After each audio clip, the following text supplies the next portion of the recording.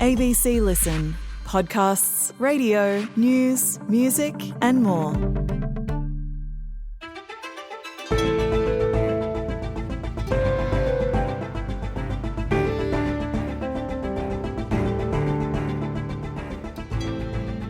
The US President Joe Biden has called for the political temperature to be lowered after the attempted assassination of Donald Trump.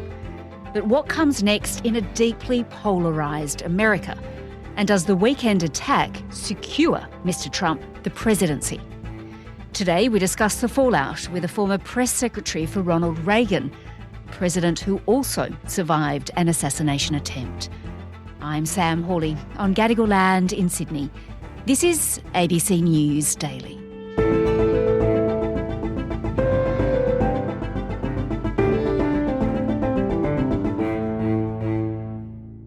My name is Kim Hoggard. I'm a former White House assistant press secretary for Ronald Reagan and also worked for the George H. Bush administration as principal deputy assistant secretary of state for public affairs. Kim, we're going to discuss what this assassination attempt means for the November election, the significance of what will happen now, because that image of Donald Trump with his fist raised, blood on his face, below the American flag, wow, it is so significant, isn't it? Oh, it's a very significant event. It's a very tragic event. And it definitely changes the tenor of the campaign going forward. That said, take a look at what happened.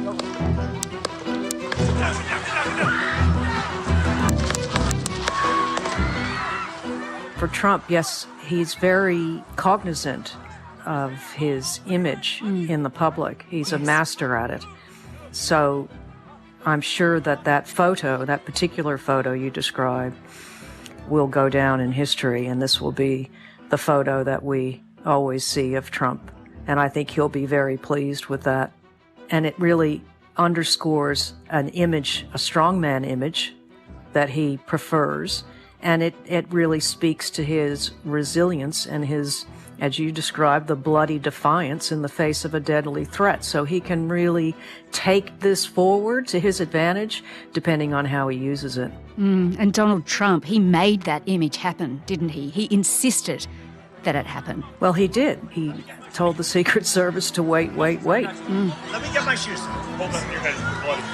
So we gotta wait.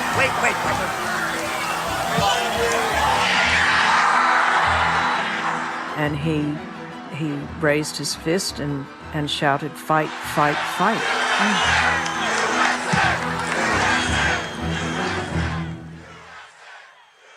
So that's quite an instant reaction on his part. It's really incredible to see that he would have that clarity of thought to do that in that moment. Yes, in a moment he's been hit by a bullet. I'm not sure. I think he did realize that something wrong was happening, something terrible was happening. He obviously didn't know the extent, but he could feel the pain, he could feel the blood. So, he had the foresight to duck, and he had then the clarity to create this moment in history in a visual way. Yes. Very powerful. Yeah. Incredibly powerful and, as you say, an image of defiance. President Biden, Kim, he held his first Oval Office address on Sunday evening to talk to the American people. My fellow Americans, I want to speak to you tonight about the need for us to lower the temperature in our politics. And to remember, he really had to get the tone right, didn't he, in that? What did you make of what he said? It was a very brief 6 minutes on a Sunday night. I think he was sympathetic to Donald Trump, and he focused on the importance of America staying united. We must not go down this road in America. We've traveled it before throughout our history. Violence has never been the answer.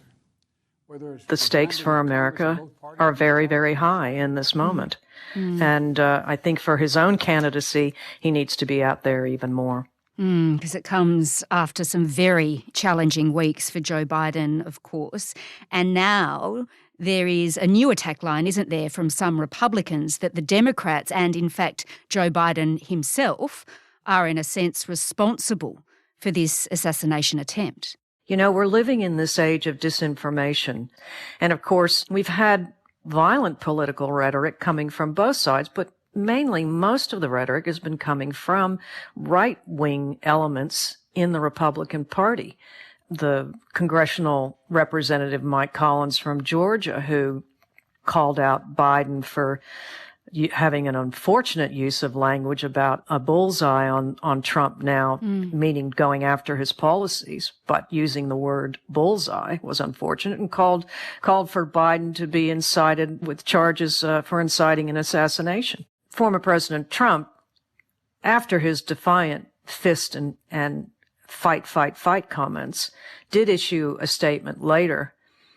He did come out and call for unity. He needs to keep carrying that message forward and going into the convention with 50,000 people, lots of speakers, all of whom are going to be very heated, very angry about what has happened. I think that's going to be very hard for them to control. It's going to be a very interesting week ahead.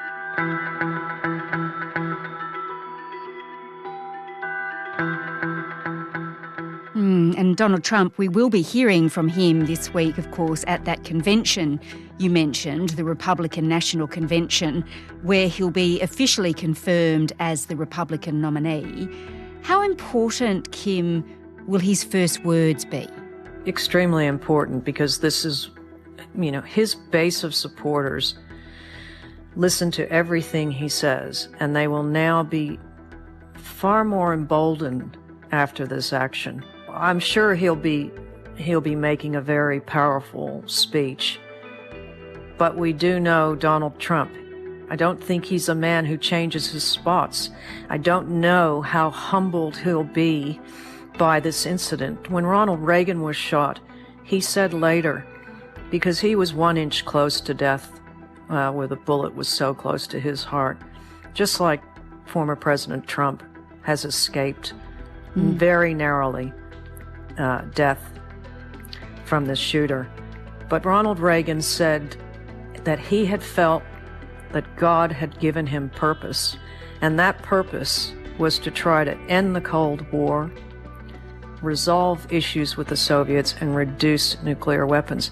How Donald Trump reacts to this, whether that humbles him into thinking differently about how he moves forward, that remains to be seen, and I'm uncertain about that.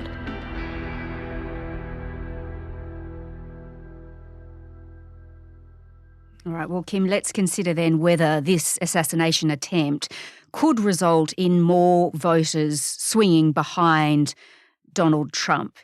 You mentioned Ronald Reagan. Of course, after the assassination attempt on him, his approval rating skyrocketed, didn't it, to 68%. He was very popular after that.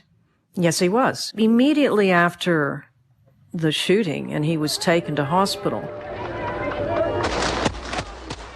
I can confirm that the president has been shot once.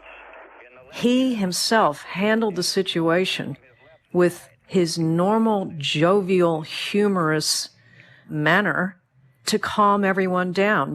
When his fear-stricken wife entered the hospital, ashen-faced, he looked at her and smiled and said, "Honey, I forgot to duck."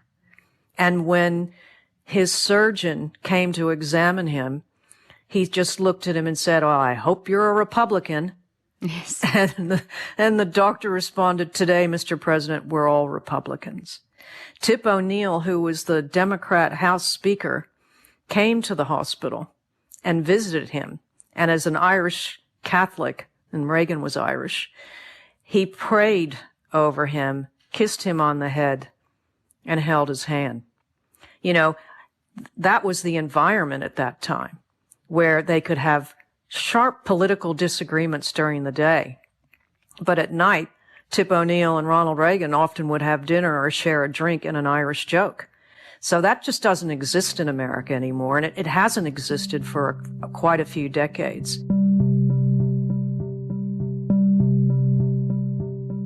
There is a very polarized society that is split along ideological, cultural, and social lines. And there are a lot of people with the conservative ideology, Christian nationalist ideology, who feel persecuted, that they're not able to practice their faith in the way they want, whether it's in prayer in schools or what kind of library books there are in schools or on marriage or on abortion, a whole host of issues. There are people on the extreme left who feel forgotten, the poverty-stricken. This moment, this assassination attempt is just another of many acts of political violence in U.S. history. And it's one where America and Americans have to think deeply about how much further they're going to take this. But Kim, I guess the question is, will this assassination attempt win Donald Trump the election in November? Will more people go out and vote for him because of this? I think it will certainly be a bump for Donald Trump in the days ahead, in the polls ahead. It's very unpredictable to say between now and then what the result will be. We still have a Democrat Party who is trying to determine who their candidate is going to be. They're looking at throwing out the incumbent president, the most powerful position in which to run for re-election, and maybe put someone else in. How that changes the Biden campaign now, and how this event changes the Biden campaign, that could change. And how Trump responds to this will really determine. It can help him win the election. It can help him garner more votes. But it's up to him on how he uses it, just as it is up to Biden to determine whether he is going to continue to run for the candidacy or not. Well, Kim, for an already really deeply polarised America, is there any chance, do you think, for unity, for this unity that President Biden has called for, or do things actually get worse from here? I think it's very difficult for America to overcome what they have embedded in their society. It's an open society, but it's a society that has more guns than people. It's a society that has been so polarized and so divided for so many decades that I think just this one incident may not even be enough to change the direction. It might tone things down for a while. I hope that it could change things, but that comes down to leadership. If we are not getting our leaders to set the proper tone throughout the rest of the campaign, it'll be very difficult. So I don't hold out high hopes.